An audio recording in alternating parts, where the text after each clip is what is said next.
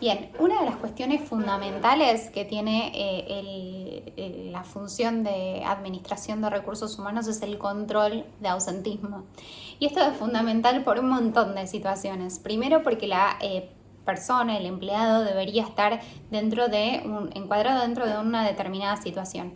O está presente o está ausente, pero si está ausente es porque o está de vacaciones, o está de enfermedad, o tiene un accidente laboral, tiene una enfermedad profesional, o tiene un permiso especial de los determinados por la ley de contrato de trabajo, o por los convenios colectivos aplicables en cada caso.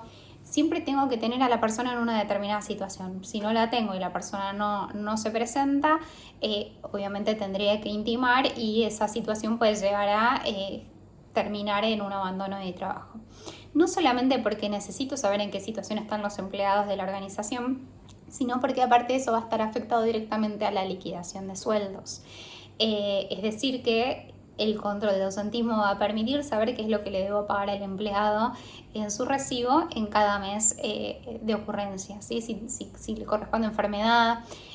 Todos sabemos que en el caso de los accidentes o las enfermedades profesionales, salvo los empleadores autoasegurados, normalmente hay una aseguradora que paga después del 10.º día las prestaciones equivalentes al sueldo, con lo cual durante esos 10 primeros días los paga el empleador y después la aseguradora. En ese caso también tengo que saber en qué situación está para saber si tengo que reclamar el reintegro de ese pago.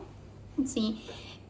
Pero hay otra cuestión fundamental que tiene que ver con la eficiencia y los costos operativos de los índices de ausentismo que pueden llegar a darse. Para empezar, independientemente de cualquier cosa, necesito tener en cuenta que todo empleado, aparte tenga o no dentro de su contrato de trabajo un horario asignado y una jornada, una modalidad de trabajo, debe haber un cartelera o en los medios visibles la determinación de qué días el empleado tiene que prestar servicios y cuáles son sus días y horas de descanso, ¿sí?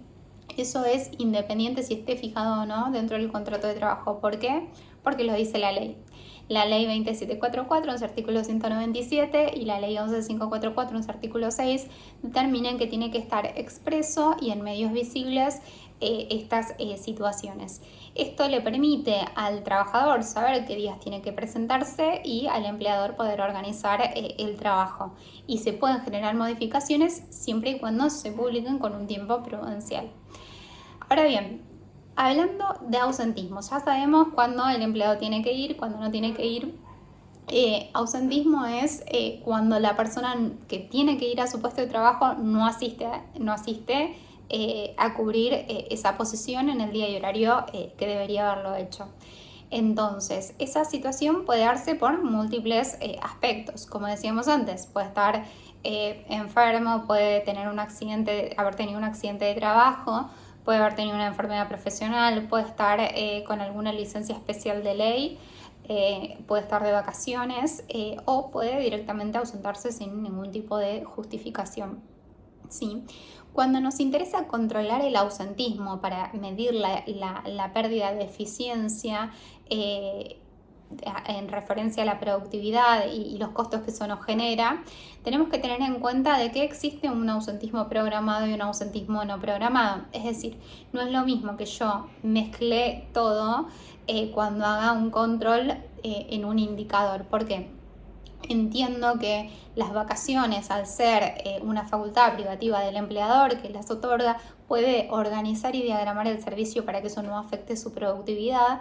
Entonces no es lo mismo una persona que se enferma intempestivamente o que se ausenta sin dar aviso ni justificación, que una ausencia que ya viene siendo planeada y programada. Por eso es importante dividir el ausentismo en lo que sería programado y no programado, porque lo no programado es lo que me va a afectar directamente a la productividad, ¿sí?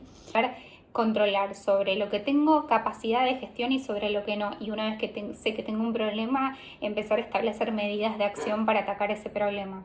Entonces, vamos con el tema de cómo se mide el ausentismo. Para medir el ausentismo tengo que tener en cuenta a la cantidad de trabajadores ausentes sobre la cantidad de trabajadores reales por si me va a dar un determinado indicador. Supongamos que yo tengo 104 trabajadores ausentes en el día de hoy sobre un total de 800, es decir que el índice de ausentismo me va a dar un 13%. Ahora bien, 13% es un número bastante interesante para trabajar. Podríamos decir que si yo tengo con 800 trabajadores una producción de 1500 piezas de unidades X que salen, supongamos 80 pesos cada una, me dan un total de 120.000 pesos producidos en un determinado día con los 800 trabajadores, ¿sí? Ahora bien, si lo multiplico por 13 me va a dar 15.600 la pérdida, ¿sí? de ese día, con lo cual ahí puedo medir cómo afecta mi productividad en el área de producción, ¿sí? Entonces, ¿por qué es importante esto? Porque es importante considerar que puede afectar a diferentes cuestiones. No solamente porque tengo que legalmente tener al empleado en una determinada situación, sino porque aparte va a afectar a la liquidación de sueldos y necesito saber cuál es la situación de ese empleado para pagarle correctamente, y aparte porque va a afectar a mi nivel de productividad y en relación a eso tengo que tomar diferentes medidas de acción. Por eso digo, diversifiquemos lo que es administrable de lo que no, y lo que no que se puede hacer en función de un indicador de ausentismo alto. Ahora bien, eso lo vimos con un día, dijimos 108 trabajadores sobre un total de 800, me da un 13%. Normalmente el ausentismo no se saca de forma diaria, sino que se suele hacer en un determinado lapso de tiempo, ya sea un mes, un trimestre. Entonces, lo que es importante es considerar las jornadas de trabajo.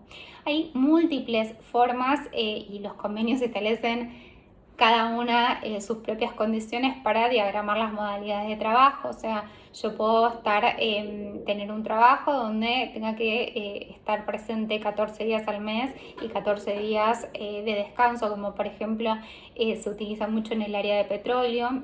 Entonces mi jornada del mes van a ser 14 días. Puede suceder que sea 5 días y 2 de descanso, donde mayoritariamente tenga un total de 22 jornadas normales. Entonces, cuando yo tengo que sumar la totalidad de jornadas diferentes de cada empleado y ver cuántos ausentes tuve, ¿sí?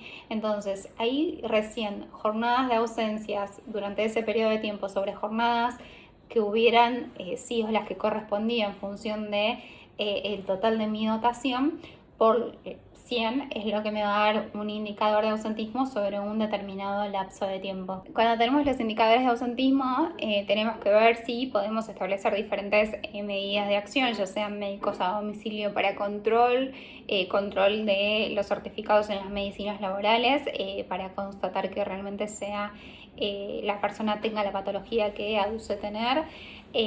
También establecer medidas de prevención. Muchas veces hay que evaluar las zonas geográficas donde vive nuestra dotación, hay que evaluar si podemos establecer campañas de prevención y de acuerdo a lo que vayamos viendo que vaya funcionando nos va a permitir reducir, luego de establecer las políticas que querramos, nos va a permitir reducir el ausentismo.